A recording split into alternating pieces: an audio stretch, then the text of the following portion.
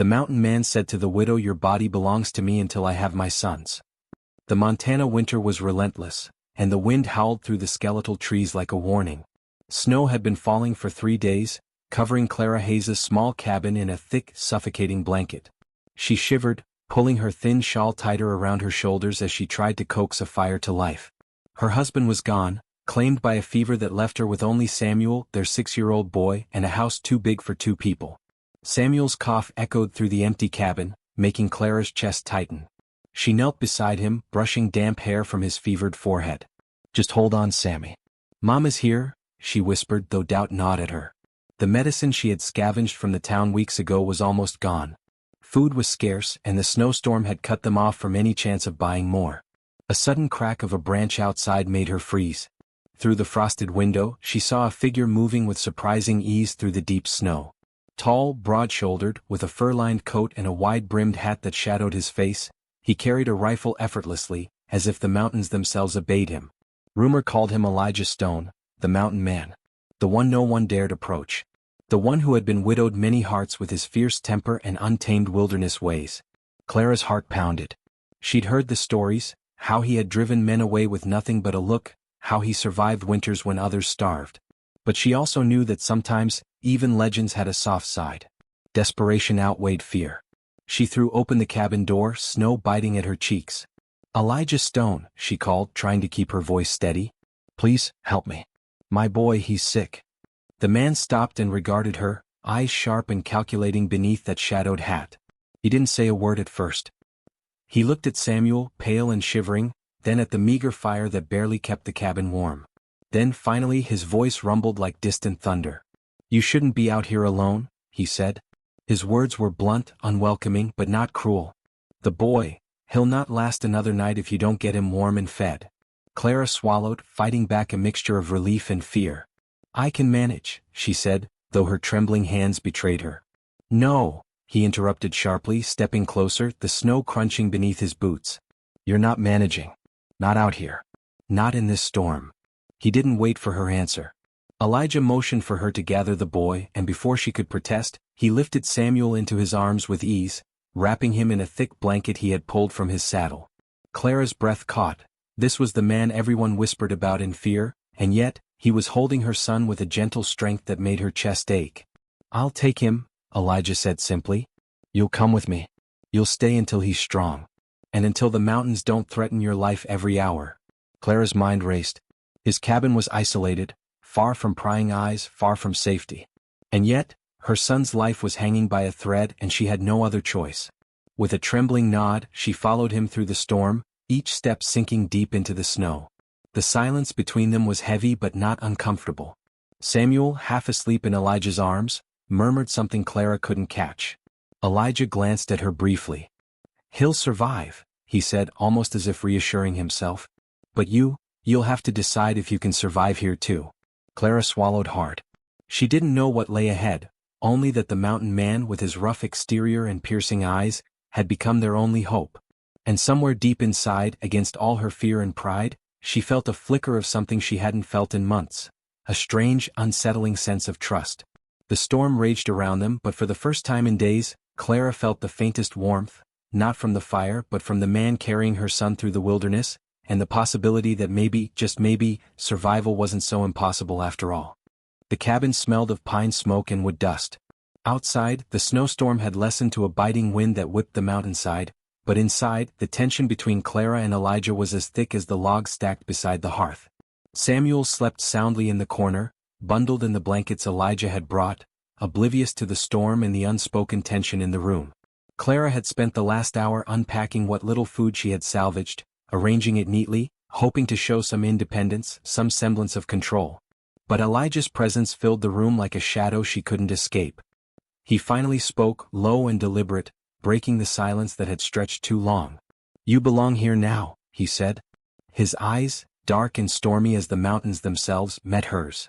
"And your body belongs to me until I have my sons." Clara froze. Her heart thumped wildly in her chest. She had expected harshness from him, yes, but not this. She felt her hands tighten into fists at her sides. You can't say that. I am a widow, yes, but I am still a person. I am still free." Elijah's jaw tightened. He took a step closer, and the firelight danced across the lines of his rugged face. "You think I'm cruel?" he asked, his voice steady but edged with something she couldn't place, desperation perhaps or longing. "I'm not. You and your boy, your son, need protection out here. And I need an heir. A family. You're the only woman strong enough to survive in these mountains, to bear my sons and live." Clara shook her head, tears threatening to spill. "I will never." He cut her off gently this time, surprising her. "I'm not asking for love," he said quietly, softer than before. "I'm asking for survival. For life. For the boy, and for me." Her gaze flicked to Samuel, asleep under his blankets. She could see the boy's little chest rise and fall with each breath, so fragile, so innocent. A pang of fear and helplessness twisted inside her. Clara swallowed hard. "And if I refuse?" she asked, her voice trembling despite her pride. Elijah's expression darkened, but only for a moment. "Then you die. Or worse, he dies." Silence hung heavy, filled with the crackle of the fire and the howling wind outside. Clara's mind raced. She was a widow, yes, but she was also a mother. And Samuel's life was more important than her pride, her fear, or even her heart. Finally she nodded, her lips tight. I will stay. For him." Elijah's eyes softened imperceptibly, though he said nothing.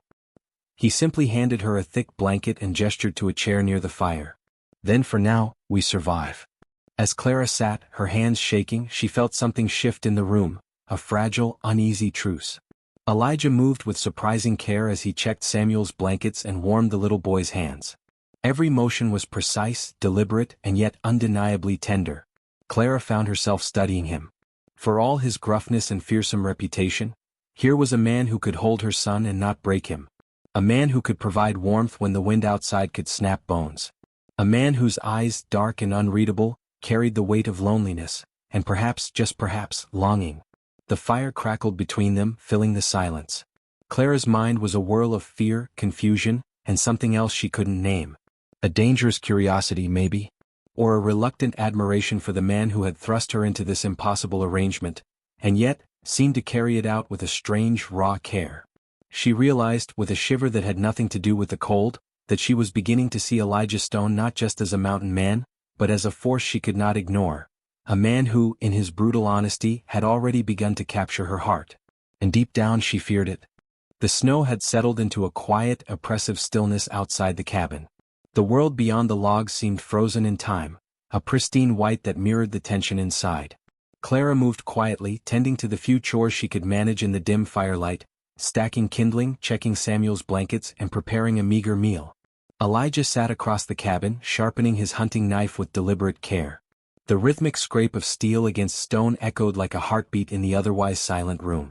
Every so often, his gaze flicked toward her, piercing yet unreadable, and Clara felt a flutter she tried hard to ignore.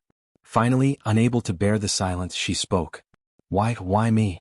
Her voice was barely above a whisper. "Why not one of the other women in town? Surely someone else could help you survive the mountains, bear your sons." Elijah's hands paused, the knife still against the whetstone. He looked at her, his dark eyes shadowed with something she couldn't name. "Other women," he said slowly, "wouldn't survive here. They'd break. You're strong. And clever. You care for your boy. That means you care for life." Clara's chest tightened. "Is that all I am? A tool for survival?" she asked, hurt lacing her words. Elijah's jaw hardened, but the firelight softened the edges of his expression. "No," he admitted in a voice low and rough, "you're more than that. But out here, it's life first. Everything else comes after."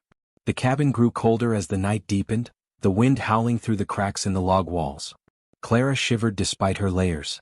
Without thinking, Elijah moved to her side, tossing another log onto the fire. The warmth from the flames pooled around them, but it was more than fire that made her heart race. It was proximity, the raw, undeniable presence of the man whose words and actions both frightened and fascinated her. Hours passed with the subtle rhythm of the storm outside and the quiet domesticity inside.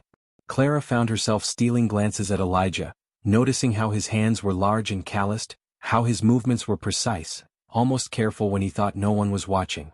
There was something in the way he watched over Samuel, bending down to check his blankets, gently brushing hair from his forehead. Samuel stirred in his sleep, murmuring something incomprehensible, and Elijah leaned over, whispering, "Easy boy."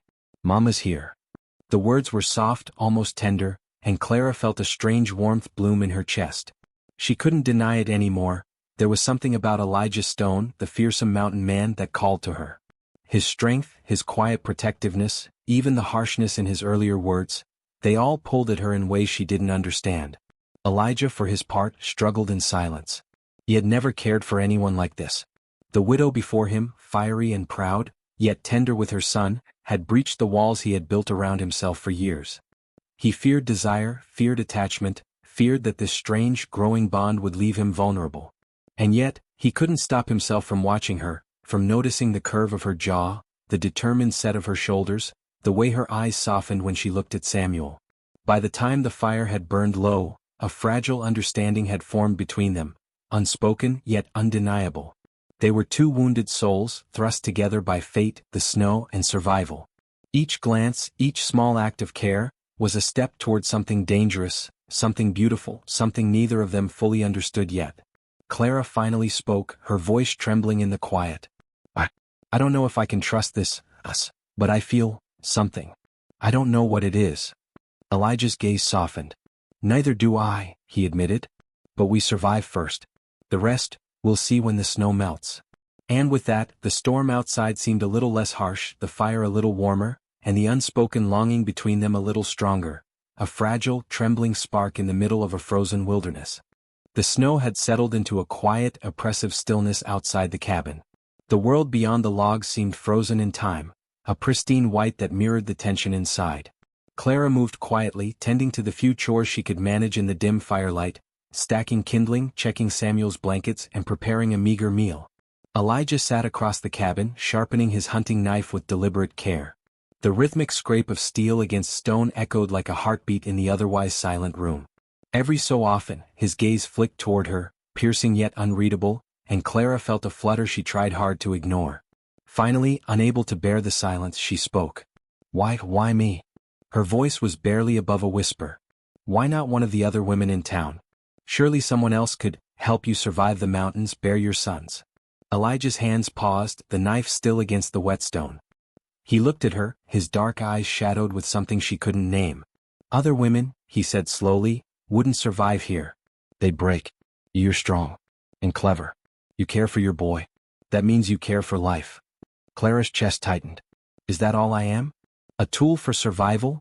She asked, hurt lacing her words. Elijah's jaw hardened, but the firelight softened the edges of his expression. No, he admitted in a voice low and rough, you're more than that. But out here, it's life first. Everything else comes after. The cabin grew colder as the night deepened, the wind howling through the cracks in the log walls. Clara shivered despite her layers. Without thinking, Elijah moved to her side, tossing another log onto the fire. The warmth from the flames pooled around them, but it was more than fire that made her heart race. It was proximity, the raw, undeniable presence of the man whose words and actions both frightened and fascinated her. Hours passed with the subtle rhythm of the storm outside and the quiet domesticity inside. Clara found herself stealing glances at Elijah, noticing how his hands were large and calloused, how his movements were precise, almost careful when he thought no one was watching. There was something in the way he watched over Samuel, bending down to check his blankets, gently brushing hair from his forehead.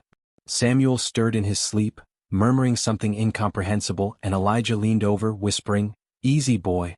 Mama's here."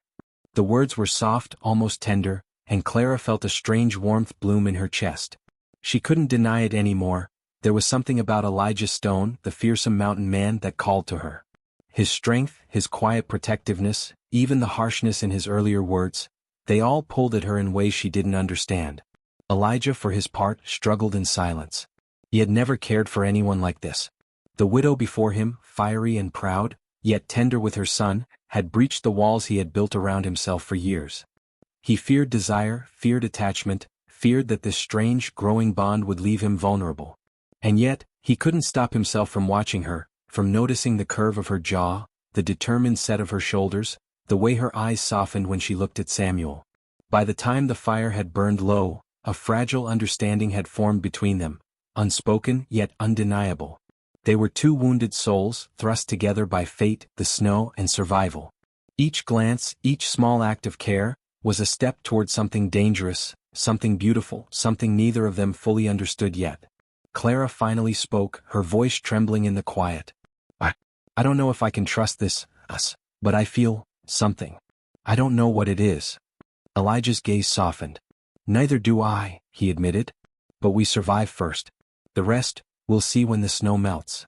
And with that, the storm outside seemed a little less harsh, the fire a little warmer, and the unspoken longing between them a little stronger, a fragile, trembling spark in the middle of a frozen wilderness.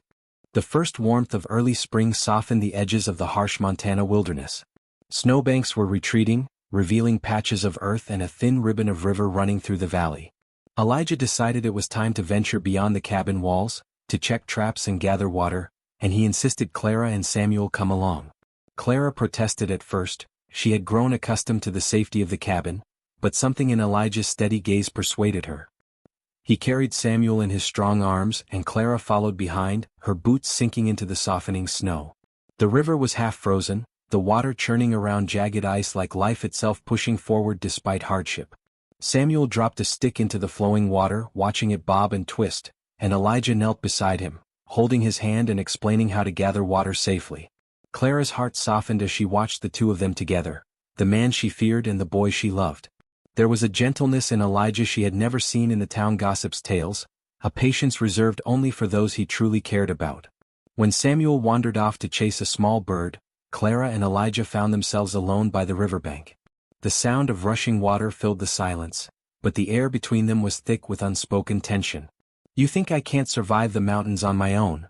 Elijah said suddenly, his voice low and uncertain, breaking the silence in a way that startled her.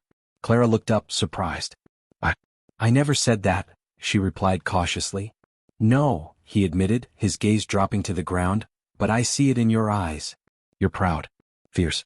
You think you don't need me. But you do. I need you too." Her breath caught. The admission was raw, almost painful in its honesty.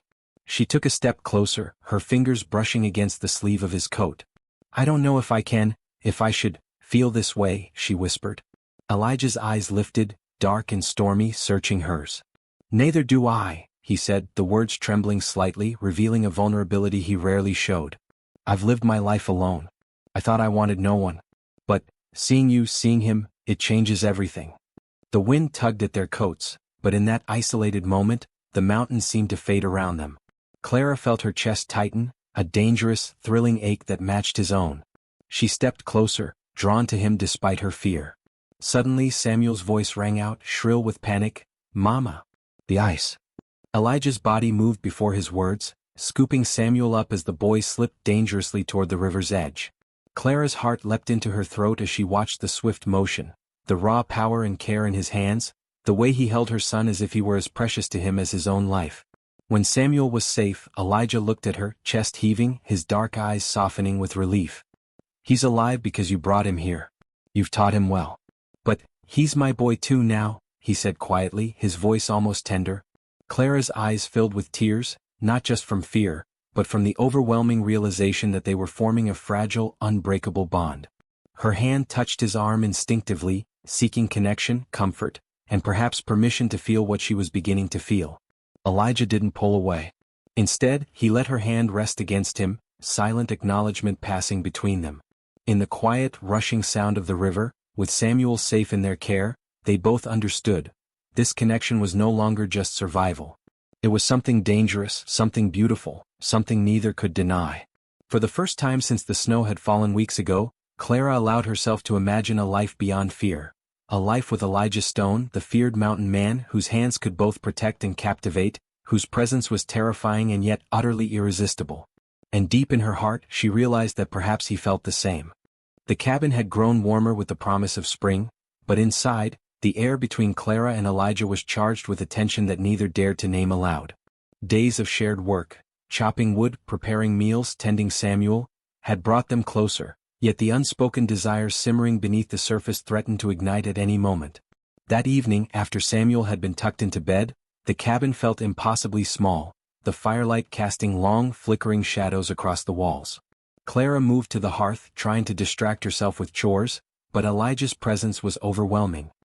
He was watching her, leaning against the doorframe, his expression unreadable but intense. "You've been avoiding me," he said finally, his voice low and rough.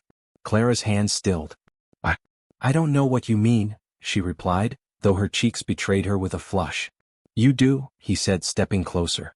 You feel it too. This pull between us. And you're trying to hide from it. Her pulse raced. She had tried to deny it, to push it down beneath fear and pride, but she could no longer. I do, she admitted, her voice trembling. But I don't know if I should. I'm a widow. A mother. And this, she gestured between them, is complicated. Elijah's jaw tightened, and for a moment he looked as vulnerable as she felt. Complicated? He repeated softly. Life isn't simple out here, Clara. I've wanted a family for years, and you're the one I trust.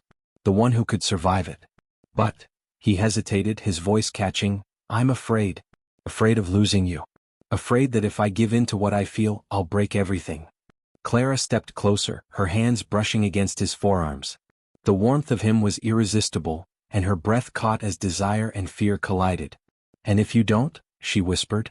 Elijah closed the distance, his forehead resting against hers. Then I'll never forgive myself, he admitted, his voice barely audible over the crackle of the fire. For a long moment they stood like that, caught between fear and longing, the world outside forgotten. And then, slowly, deliberately, they began to close the gap. Their lips met in a tentative, searching kiss, full of hesitation yet undeniable. It was a kiss that carried the weight of grief, survival, and the first stirrings of deep passion. They pulled apart slightly, breathless. Elijah's eyes were dark with desire and something softer, something like awe. Claire. I can't promise the world, he said, his voice rough with emotion. But I can promise this, I'll protect you and Samuel with everything I have. I'll never stop wanting you. Tears sprang to her eyes, a mix of relief, fear, and desire. I want you too, she admitted, the words trembling but true. The night stretched on, the fire casting a golden glow over their bare hands, brushing, tentative touches that spoke louder than words. They explored each other slowly, carefully, navigating the thin line between desire and tenderness. Every touch was a promise, every glance a confession. By the time the fire had burned low, they were wrapped in each other's arms, hearts pounding, a fragile new intimacy binding them together. Outside, the mountains remained harsh and unyielding, but inside the cabin, a sanctuary had formed, a place where fear and longing coexisted, where love had begun to bloom in the most unlikely of places. Clara finally allowed herself to surrender, not entirely but enough to trust him. And Elijah, for the first time in his solitary life, let himself feel the dangerous, intoxicating pull of love, an emotion he had long denied but now could no longer resist. In the quiet warmth of the cabin, with Samuel sleeping peacefully, they discovered that desire and duty could coexist, if only they had the courage to embrace both. Spring had finally settled over the Montana mountains. The snow had melted into streams and rivulets, and wildflowers pushed bravely through the thawed earth. The world outside the cabin was alive again, vibrant and full of possibility. Inside, the cabin had transformed too. No longer just a refuge from the harsh winter, it was now a home filled with warmth, laughter, and a fragile but growing sense of family. Samuel's laughter rang out as he chased a small wooden toy Elijah had carved for him.